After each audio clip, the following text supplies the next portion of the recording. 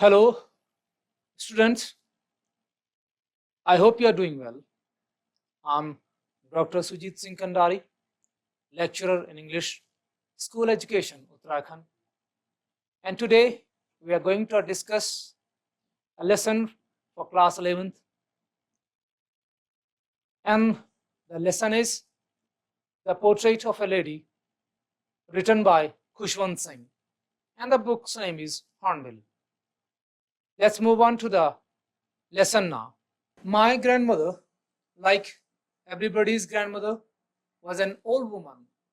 She had been old and wrinkled for the 20 years that I had known her. People said that she had once been young and pretty and had even had a husband.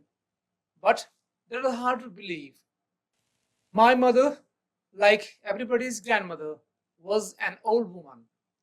She had been old and wrinkled for the 20 years that I had known her. People said that she had once been young and pretty and had even had a husband. But that was hard to believe. My grandfather's portrait hung above the mantelpiece in the drawing room. He wore a big turban and loose-fitting clothes. मेरी दादी माँ जैसे सबकी दादियां होती हैं वैसी एक बूढ़ी औरत थी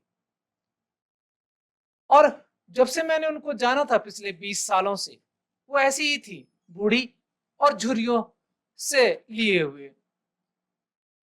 लोग कहते हैं कि कभी वो जवान और खूबसूरत थी और उनके एक पति भी थे, लेकिन मेरे लिए विश्वास करना बड़ा मुश्किल था। जहां तक मेरे दादाजी की बात है तो उनका एक चित्र मेंटल पीस के ऊपर लटका हुआ होता है जो हमारे ड्राइंग रूम में रखा है और उन्होंने एक बड़ी सी पगड़ी पहनी हुई है और ढीले ढाले कपड़े पहने हुए हैं। कुछ कठिन शब्द हैं, उनको हम देख लेते हैं। Portrait, picture, mental peace, a structure above the fireplace to place objects onto it, turban, cloth worn by Sikhs on their head. Portrait, picture माने चित्र, मेंटल पीस एक स्ट्रक्चर है, ये लकड़ी का पत्थर का बना होता है जो आप आग जलाने की जगह के आसपास उसके ऊपर इसको बनाते हैं जिसपे आप अपनी चीजें रख सकते हैं। टर्बन कपड़ा है जो सरदार, जो सिख लोग अपने सर पे पहनते हैं। His long white beard covered the best part of his chest and he looked at least 100 years old. He did not look the sort of person who would have a wife or children. He looked as if he could only have lots and lots of grandchildren. As for my grandmother being young and pretty, the thought was almost revolting. She often told us of the games she used to play as a child. That seemed quite absurd and undignified on her part, and we treated it like the fables of the prophets she used to tell us. दादाजी के चित्र में उनकी एक बड़ी सी दाढ़ी दिखती है जो उनके छाती के अधिकतर हिस्से को घेरे हुए है और वो कम से कम 100 साल के दिखते हैं। वो इस तरह के व्यक्ति नहीं दिखते हैं जिनकी कोई पत्नी या बच्चे हों, बल्कि वो इस तरह से दिखते हैं जैसे उनके बहुत सारे पोते पोतियां रही हों, जैसे वो पैदा होते ही समय बूढ़े रहे हों। और जहां तक मेरी दादी माँ की बात है जवान और खूबसूरत होने की, तो ये विचार अपने आप में एक विद्रोह पैदा करता है, इसको मन मानता नहीं है। दादी अक्सर बताया करती थी उन खेलों के बारे में जो एक बचपन में खेला करती थी जब वो छोटी बच्ची थी। और जब इन कहानियों की हम बात करते हैं तो ये बड़ी विचित्र और बड़ी ही असम्मानजनक लगती हैं दादी की उम्र के हिसाब से ये कहानियां। और हमको ऐसा लगता था कि ये कहानियां दादी उन्हीं कहानियों की तरह है जो हमको बताया करती थी, साधुओं के बारे में, बड़े लोगों के बारे में, देवदूतों के बारे में। ये कहानियां हैं जो कहानी हमको सुनाई जाती हैं। अब एक कठिन शब्द देख लेते हैं, रिवॉल्ट, दैट इज म्यूटिनी, विद्रोह। She had always been short and fat and slightly bent. Her face was a crisscross of wrinkles running from everywhere to everywhere. No, we were certain she had always been as we had known her. Old, so terribly old, that she could not have grown older and had stayed at the same age for 20 years. She could never have been pretty, but she was always beautiful. She hobbled about the house in spotless white, with one hand resting on a waist to balance a stool and the other telling the beads of a rosary. दादी हमेशा से ऐसी थी, छोटे से नाटे कद की, थोड़ी सी झुकी हुई कमर से। उनका चेहरा एक तस्वीर थी धारियों की जो आपस में एक दूसरे को काटती हैं, सैकड़ों धारियां, उन झुर्रियों की जो दौड़ती हैं एक जगह से लेकर के दूसरी जगह तक, यहां से लेके वहां तक। नहीं, जहां तक दादी की उम्र की बात है, जहां तक मैंने उनको जाना है, वो बूढ़ी ही थी, भयानक बूढ़ी, बेहद बूढ़ी, इतनी बूढ़ी कि इससे ज्यादा बूढ़ी हो नहीं सकती थी। और वो तो उसी उम्र पे ठहरी हुई थी जब पिछले 20 साल से मैंने जाना था, दादी इसी उम्र पे ठहरी हुई है। और जहां तक उनकी खूबसूरत होने की बात है, तो वो खूबसूरत हो नहीं सकती हैं, मुझे नहीं लगता है। हाँ, लेकिन दादी खूबसूरत थी, खूबसूरत थी मन से, विचारों से। दादी भटकती थी, घूमती थी पूरे घर में, यहां से लेकर के वहां तक, एक सफेद साड़ी पहनी हुई जिस पर कोई दाग नहीं, कोई धब्बा नहीं, और हमेशा उनका एक हाथ अपनी कमर पे रहता था जो उनके झुकाव को कम करता था, जो उनके झुकाव को बैलेंस करता था, और दूसरे हाथ से हमेशा वो अपने पूजा के माला के दाने गिनती रहती थी। कुछ कठिन शब्द देखते हैं। Criss cross, group of lines cutting each other, wrinkles, folds, hobble, to move here and there, a rosary, beads, garland used for prayers. Criss cross लाइनें हैं, जो झुर्रियां जिनको हम कहते हैं, जो एक जगह से दूसरी जगह पर अंतहीन चलती हैं। जब बुढ़ापा आता है तो शरीर पे झुर्रियां पड़ती हैं। Wrinkles means झुर्रियां। हॉबल कहते हैं भटकना, घूमना, बिना उद्देश्य के जब आप यहाँ से वहां चलते रहते हैं। रोजरी उस माला के लिए कहते हैं जो माला हम प्रार्थना में, पूजा में यूज करते हैं, जिसमें हम दानों को प्रयोग करते हैं। She could never have been pretty, but she was always beautiful. She hobbled about the house in spotless white, and with one hand, she could never have been pretty, but she was always beautiful. She hobbled about the house in spotless white, with one hand resting on a waist to balance a stoop, and the other telling the beads of a rosary. Her silver locks were scattered untidily over her pale, puckered face, and her lips constantly moved in inaudible prayer. Yes, she was beautiful.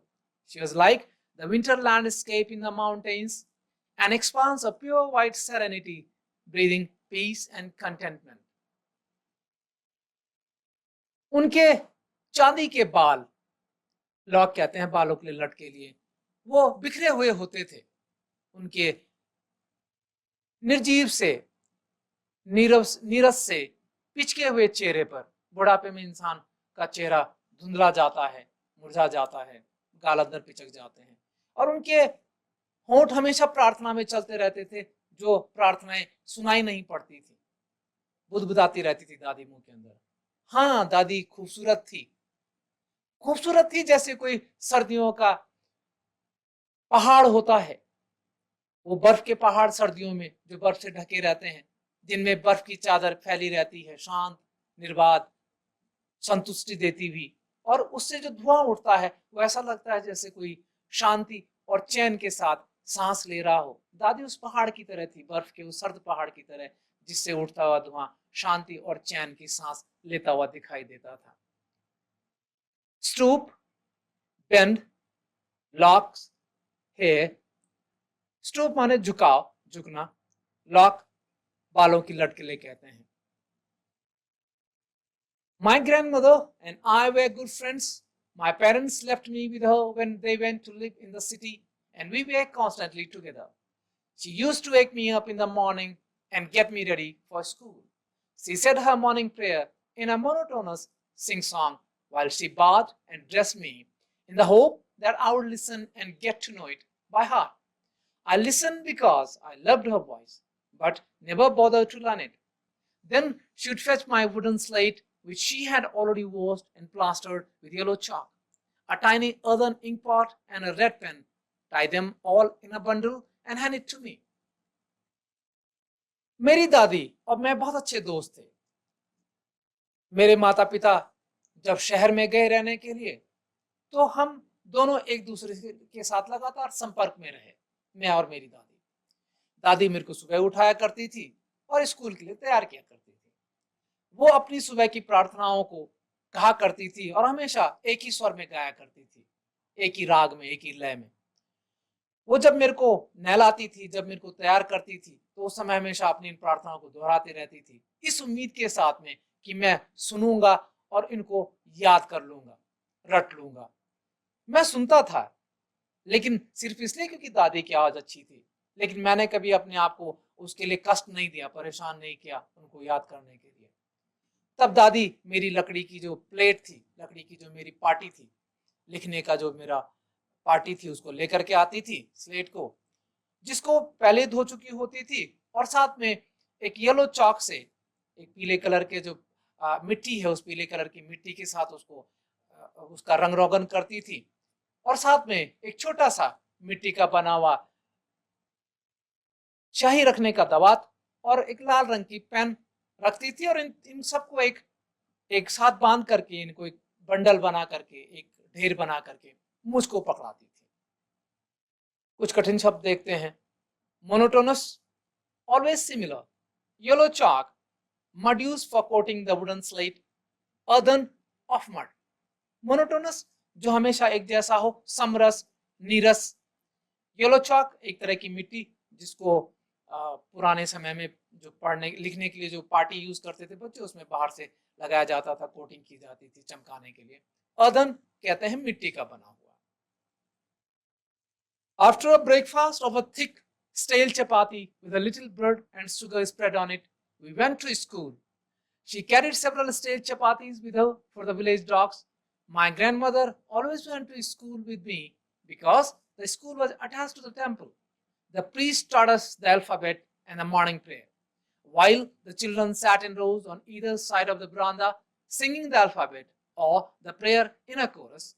My grandmother sat inside reading the scriptures. हम जब नाश्ता कर लेते थे एक मोटी सी बासी रोटी का, जिस पर मक्खन और चीनी बिखरी हुई होती थी, दादी उस पर बिखेरती थी, तब हम साथ मिलकर के स्कूल जाते थे। वो अपने साथ बहुत सारी बासी रोटियां लेकर के जाती थी, वो गांव के आवारा कुत्तों के लिए रखा करती थी। मेरी दादी माँ मेरे साथ हमेशा स्कूल जाती थी, क्योंकि स्कूल मंदिर से लगा हुआ था। जो मंदिर के पुजारी थे वो हमको अक्षर ज्ञान कराया करते थे और सुबह की प्रार्थनाओं को करवाया करते थे। जब स्कूल के सभी बच्चे कतारों में बैठे हुए बरामदे के दोनों तरफ अपनी वर्णमालाओं को, अपने शब्द ज्ञान को जोर जोर से गा रहे होते थे, याद कर रहे होते थे, या अपनी प्रार्थनाओं को मिलकर के एक स्वर में गा रहे होते थे, मेरी दादी मंदिर के अंदर बैठ करके धार्मिक ग्रंथों को पढ़ रही होती थी। कुछ कठिन शब्द देख लेते हैं। स्टेल, ओल्ड, ईटिंग और drinking stuff. Chorus, singing together. Scriptures, holy books. Stale कहते हैं बासी के लिए, खाना पीना जो बासी हो जाता है उसको स्टेल कहते हैं। कोरस जब एक साथ गाया जाए, जब एक ही स्वर में गाया जाए प्रार्थनाओं को, किसी भी चीज को जब हम एक साथ गाते हैं कई सारे लोग मिलकर के। स्क्रिप्चर कहते हैं धार्मिक किताबों के लिए, धार्मिक ग्रंथों के लिए। When we had both finished, we would walk back together. This time, the village dogs would meet us at the temple door. They followed us to our home, growling and fighting with each other for the chapatis we threw to them. When my parents were comfortably settled in the city, they sent for us. That was a turning point in our friendship. Although we shared the same room, my grandmother no longer came to school with me. I used to go to an English school in a motor bus. हम जब दोनों अपना काम खत्म कर लेते थे, मैं पढ़ाई का काम पूरा कर लेता था, दादी अपनी धार्मिक ग्रंथों को पढ़ने का काम पूरा कर लेती थी, हम दोनों के दोनों मिलकर के साथ घर चल पड़ते। इस समय गांव के जो कुत्ते थे वो हमको मंदिर के दरवाजे पे मिला करते थे रोज की तरह। वो हमारे पीछे पीछे चलते हमारे घर तक और आपस में एक दूसरे को गुर्राते हुए, एक दूसरे से लड़ते हुए, उन रोटियों के लिए जो हम उन पर फेंका करते थे, वो उनके लिए लड़ते हुए हमारे पीछे पीछे चला करते थे। जब मेरे माता पिता शहर में अच्छी तरह से व्यवस्थित हो गए, तब उन्होंने हमारे लिए बुलावा भेजा, उन्होंने हमको शहर बुलाया। ये हमारी दोस्ती में एक महत्वपूर्ण मोड़ था। भले हम अभी भी शहर में आने के बाद भी एक ही कमरे में रहते थे, मैं और दादी, लेकिन अब दादी मेरे साथ स्कूल नहीं आती थी, क्योंकि अब मैं स्कूल एक मोटर बस से जाता था और वो एक अंग्रेजी स्कूल था। कठिन शब्द देख लेते हैं। Growl, to make deep throaty sound. Growl कहते हैं गुर्राना, जब हम गले से कोई जानवर या कोई भी इंसान जब गहरे गले से हम आवाज निकालते हैं, उसको ग्रोल कहते हैं। There were no dogs in the streets, and she took to feeding sparrows in the courtyard of her city house.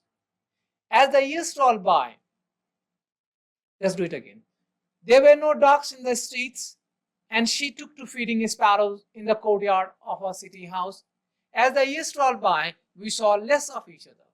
For some time, she continued to wake me up and get me ready for school.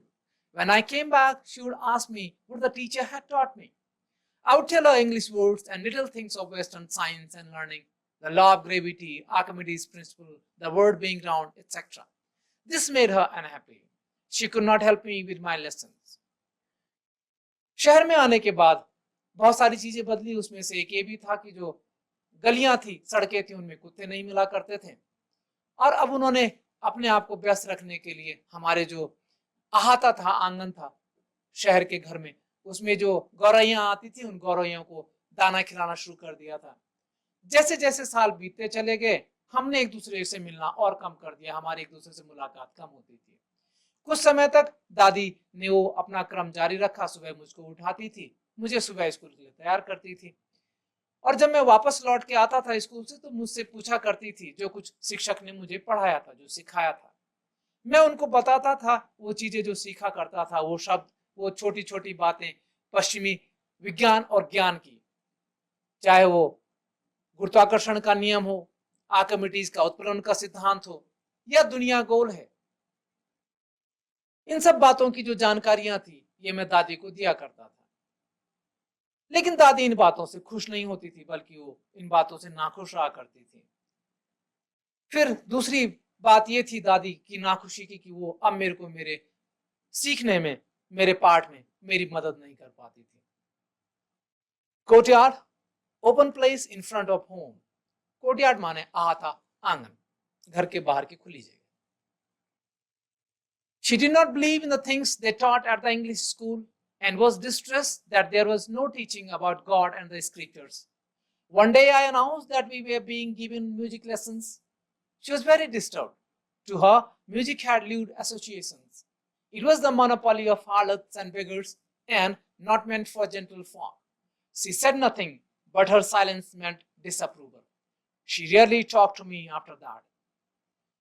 वो विश्वास नहीं करती थी उन बातों पे, उस शिक्षा पे जो अंग्रेजी स्कूलों में दी जाती थी, और इस बात को लेकर के बड़ी दुखी थी कि वहां पर उन स्कूलों में भगवान को लेकर के, धार्मिक ग्रंथों को लेकर के, धार्मिक शिक्षा को लेकर के कोई बात नहीं होती थी। एक दिन मैंने घर आकर के घोषणा की कि हमको अब संगीत सिखाया जाएगा। यह बात सुनकर के दादी बहुत विचलित हुई, बहुत दुखी हुई। उनके हिसाब से ये एक एकाधिकार था इस पर, मोनोपोली थी इस पर। Harlots, it means prostitution.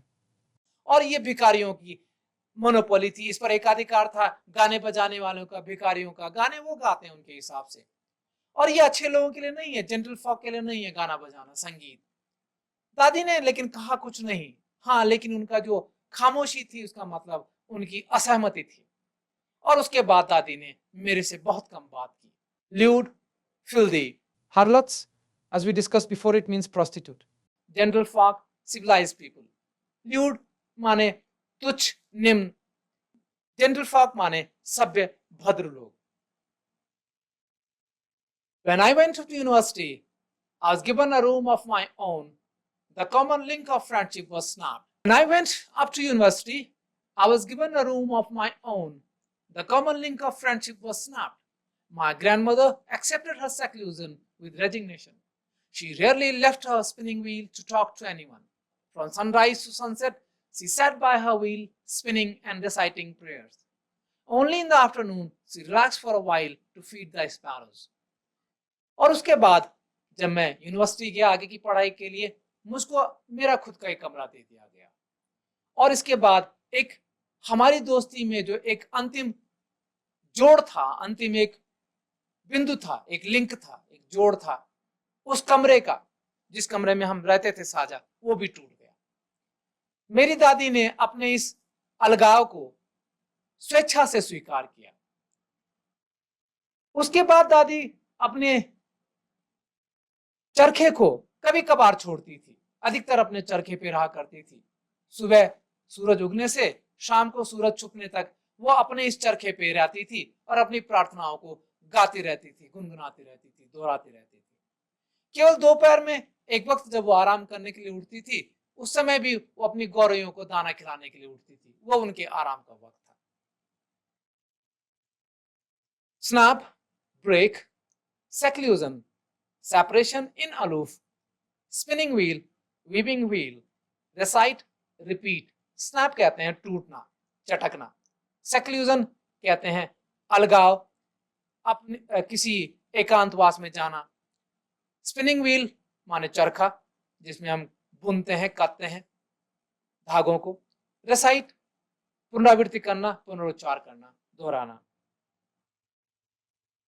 While she sat in the veranda, breaking the bread into little bits, hundreds of little birds collected around her, creating a veritable bedlam of chirpings.